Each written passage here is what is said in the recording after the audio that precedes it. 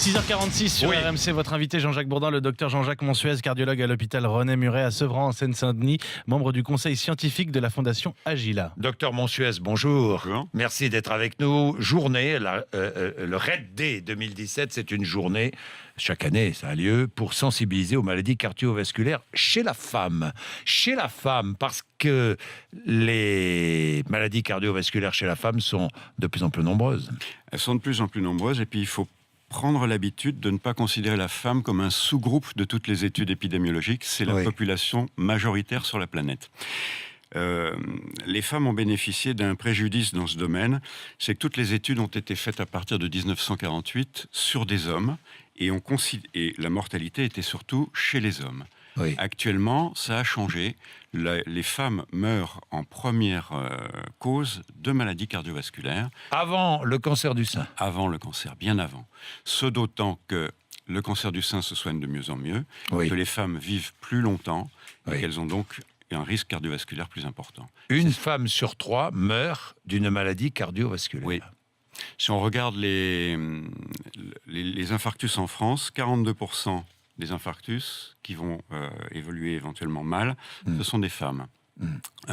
Et on pourrait dire qu'il y a une parité, mais en fait, le risque, il est plus important chez les femmes, à toutes les étapes. Le risque est plus important chez les femmes que chez les hommes? Oui. Et ça, on le dit pas. Non, on le dit pas. C'est pour ça que la Fondation Agila s'acharne à dire ça et à le dire en première intention. Une femme va être moins dépistée parce qu'on considère qu'elle n'est pas malade, elle va avoir moins d'exploration, elle va être traitée un peu moins parce qu'on pense que c'est moins grave, les artères sont plus petites, donc plus facile à subir les effets néfastes des caillots et moins facile à désobstruer. Et en fin de compte, une femme diabétique a plus de risques de faire un infarctus qu'un homme diabétique, et une femme qui va être plus âgée va faire plus d'hypertension et plus de complications de l'hypertension dans son comptage. Et les femmes victimes d'infarctus sont de plus en plus jeunes. Alors, plus 5% d'infarctus chez les femmes de moins de 55 ans tous les ans. Dans les femmes jeunes, c'est des prévalences qui sont faibles. Oui. Il y a peu d'infarctus chez les femmes jeunes comme chez les hommes jeunes. Mais cette prévalence, elle augmente. C'est-à-dire, le nombre augmente. C'est la seule population où ça augmente. Est-ce qu'on peut imaginer, si ça continue, qu'un jour, il y aura plus d'infarctus chez les femmes que chez les hommes? C'est le cas dans les populations les plus âgées.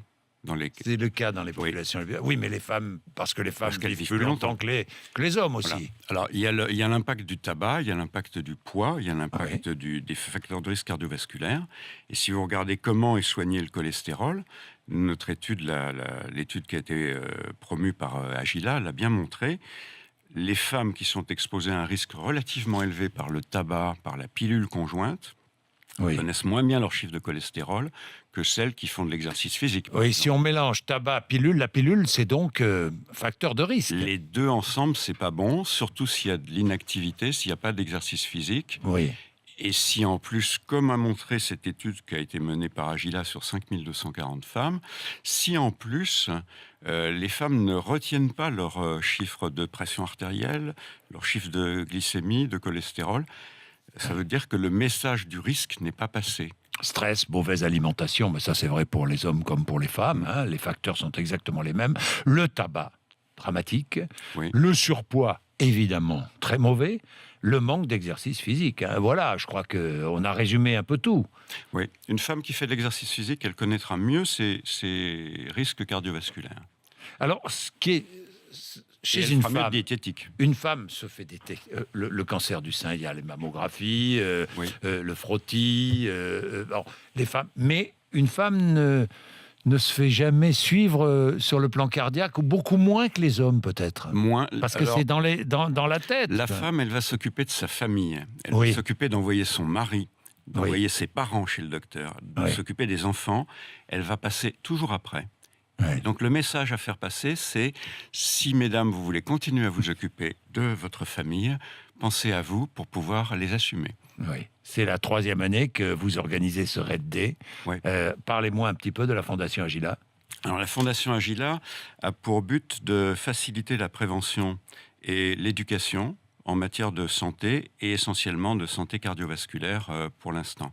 C'est beaucoup occupé d'arrêt cardiaque. Vous avez vu sauver des vies et de l'installation des défibrillateurs et des campagnes de sensibilisation et d'éducation de la population à la prise en charge de l'arrêt cardiaque extra-hospitalier.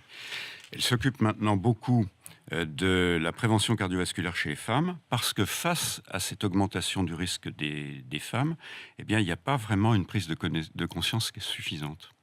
Et je vais terminer avec un chiffre. 16 000 décès par infarctus chaque année en France, 42% de femmes et 58% d'hommes. Oui. Donc c'est pratiquement c'est une égalité. parité, mais c'est une parité pas tout à fait juste. Nous sommes tous les deux des hommes. Les hommes ne sont pas tout à fait justes en matière des femmes. Le risque des femmes à infarctus égal est plus important. Voilà, je voudrais ajouter que la Fondation RMC BFM TV installe des défibrillateurs partout.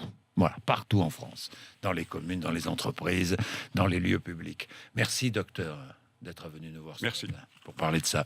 Merci. 6h52, vous êtes sur RMC.